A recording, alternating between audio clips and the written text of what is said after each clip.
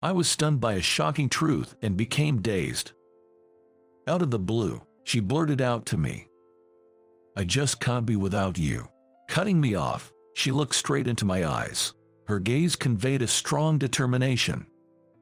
Her expression was pure seriousness. "My name is Kevin. I'm a 27-year-old graphic designer. Currently, I work for a major design company, handling various tasks like designing posters and book covers. Despite I graduated from a vocational college 3 years ago, I won a design contest with a poster which landed me a job at this company. Until then, I had been freelancing, but after showing off my award-winning design, I miraculously received a job offer.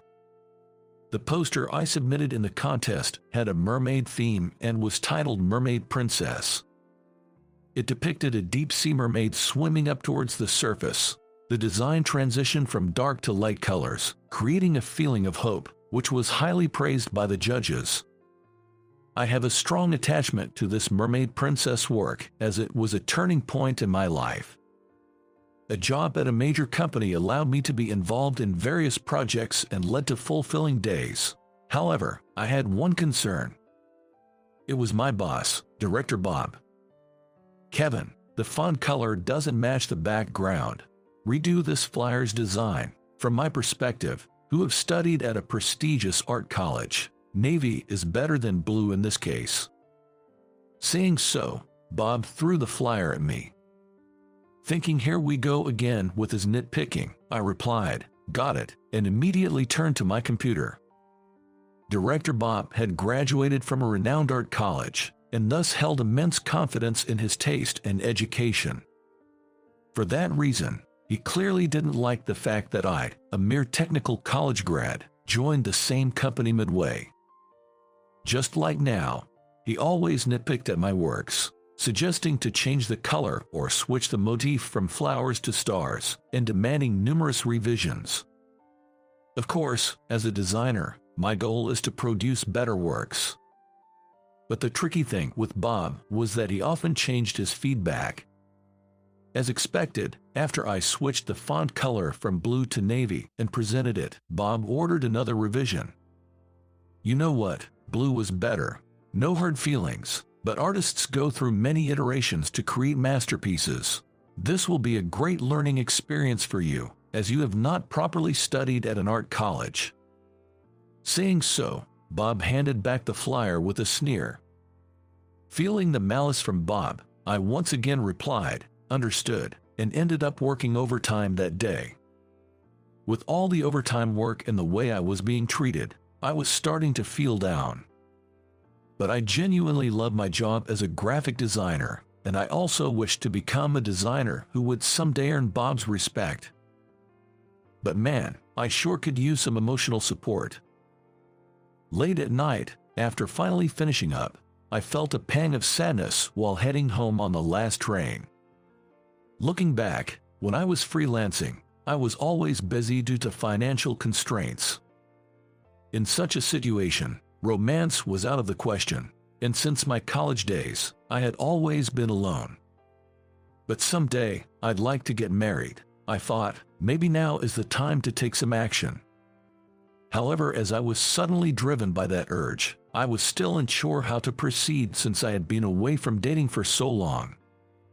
So, the next day, I decided to seek some advice from my cousin, whom I regard as my elder brother, John. When I called him, John suggested, "If you're up for it, I know a woman I'd like to introduce you to. She's a 26-year-old freelance illustrator and a friend of my wife." An illustrator? I'm intrigued. If she's okay with it, I'd definitely like to meet her. Thus, through John, I got a chance to meet this woman. We planned to have a matchmaking date at a cafe lounge in a week. The woman's name is Catherine. I got to see her picture on a phone, and she was a beautiful lady with long flowing black hair. Despite I'm not that good looking, I showed Catherine my picture through John, and thankfully, I seemed to be within her acceptable range. Now, all that was left was to meet in person. Nervously anticipating our meetup the next day, I received an unexpected call at work. Suddenly summoned by Director Bob, I wondered what was up. Entering his office, Bob, with a smirk, began.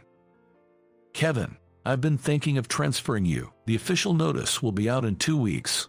Start preparing for your new location so you will be able to begin working in a month.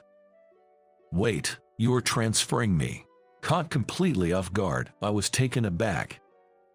The branch office he referred to was also known as the dumping ground for sidelined employees, infamous for hardly getting any design work.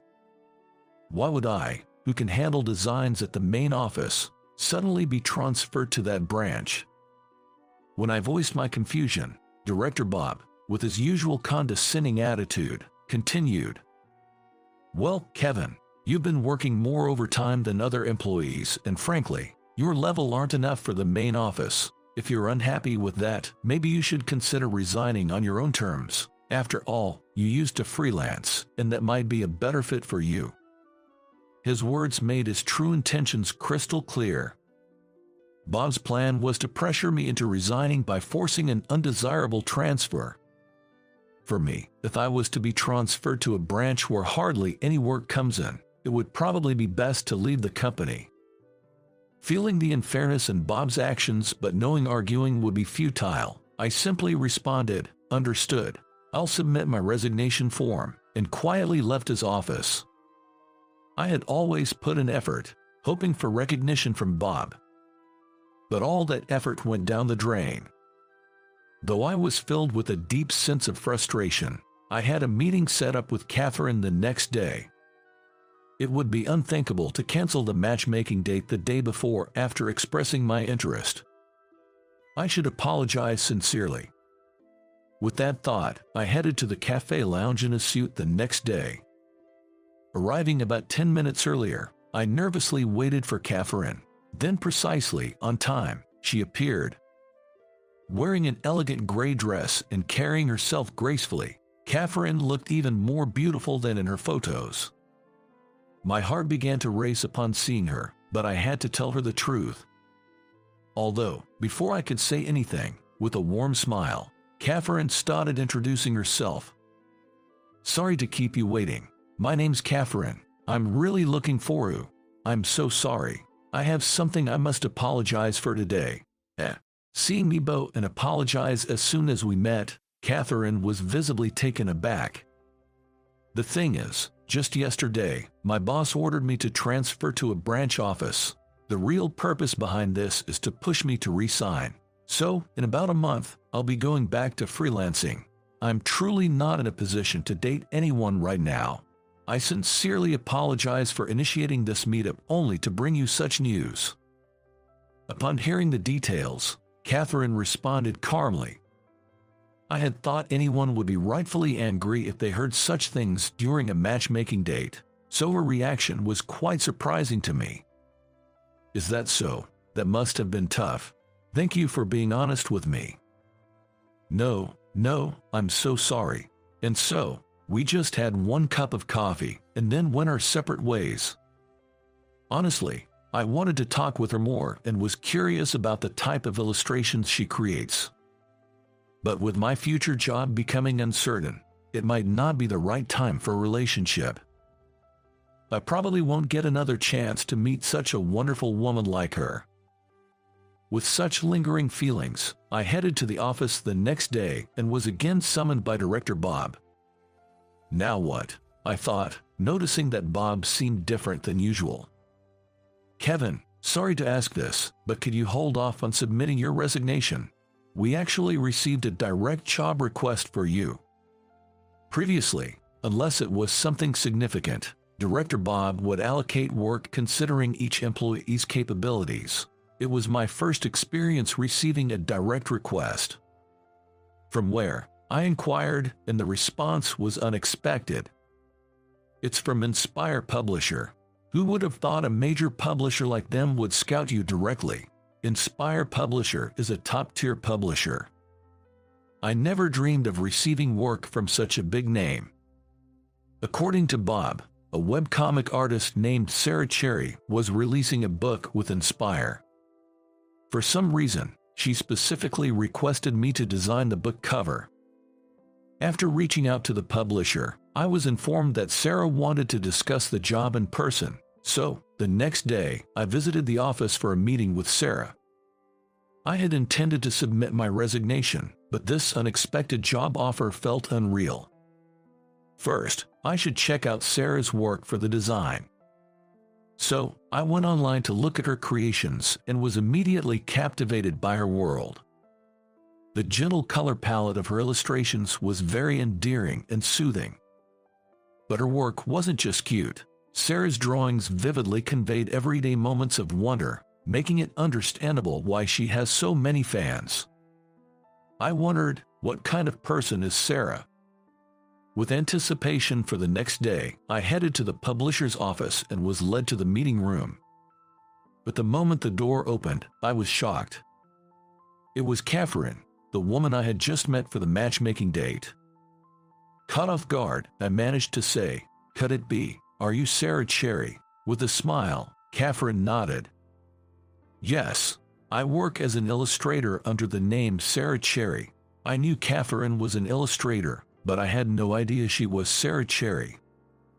In astonishment, I slowly said, "But Catherine, are you sure I'm the right fit? I'm the only one in my company with a vocational school degree. There are many more skilled designers out there. I specifically want you." Cutting me off, Catherine looked at me straightly. Her expression was full of seriousness. She then shared, "Actually, I've been following your work for years. Ever since I saw your mermaid princess in the poster contest, I've been a fan. You've known my work. I'm honored." I couldn't believe that Catherine had recognized my work from 3 years ago. She continued, "3 years ago, I was in a slump, not producing much, but when I saw your mermaid princess, I was deeply inspired. The mermaid's desire to escape the dark sea and reach the shore where her prince awaited resonated with me. I felt that as long as I persisted like that mermaid, I would eventually see results. Your work inspired me to persevere." Catherine, realizing someone was touched by the emotions I poured into my work, was the greatest joy. It's not just about creating beautiful graphics. If my own creation had truly moved someone's feeling, there's no greater joy. Catherine's eyes filled up with tears as she continued, "That's why I was so thrilled when I heard about our matchmaking date. I've always wanted to meet you, Kevin.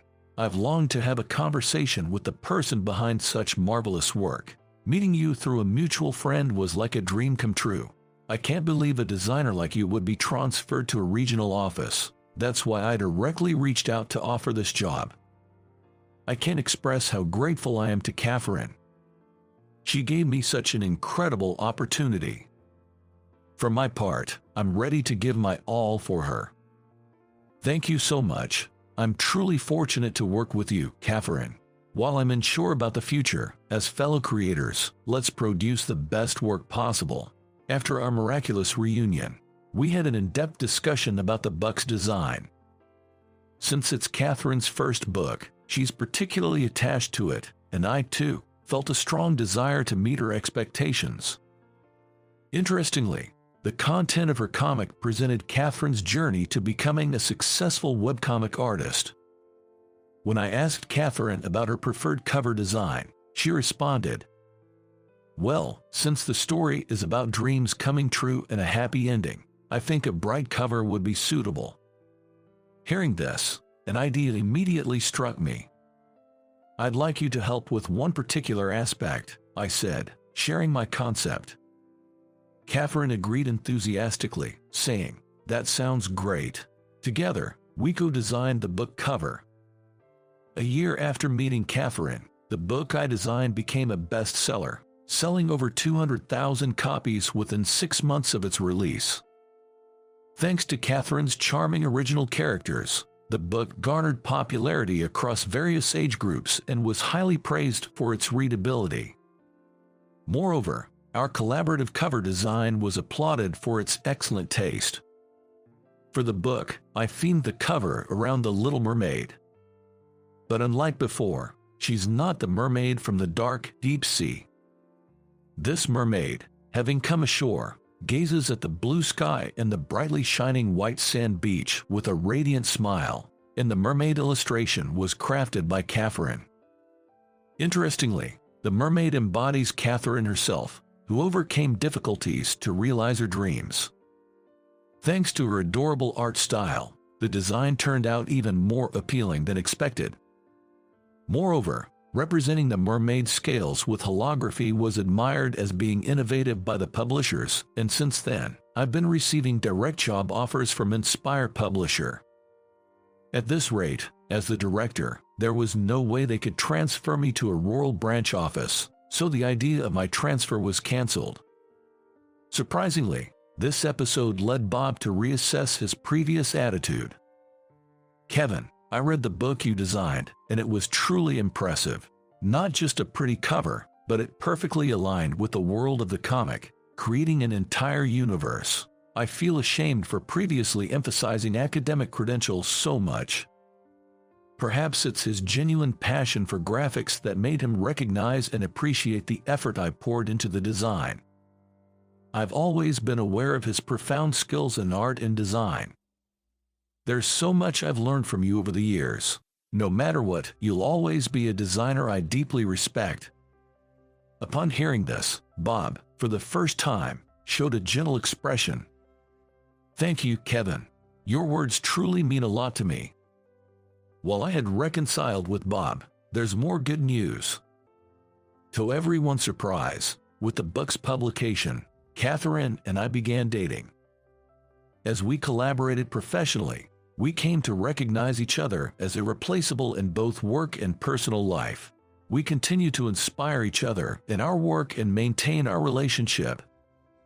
And now, 6 months later, Catherine is publishing another book, so we're teaming up once more for the cover design. What design should we go for this time? How about this? I quickly sketched a scene of a wedding ceremony featuring a bride and groom.